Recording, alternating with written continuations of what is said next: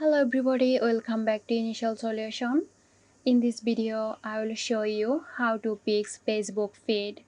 So let's get started.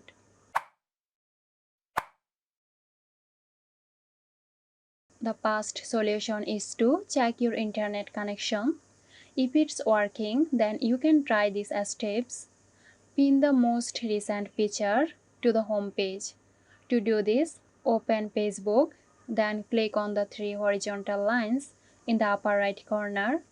After that, click on Settings, select Navigation bar, and then click on Customize the bar. Then set Feeds to Pinned. Click here, then click on Pin. After that, close and reopen the app.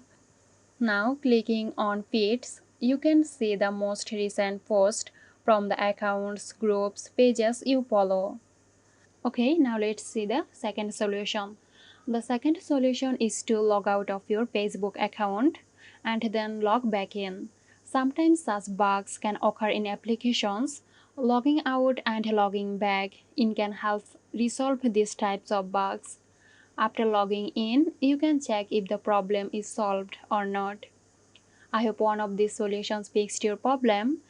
If this video helped you out, give us a thumbs up and subscribe to our channel for more interesting videos.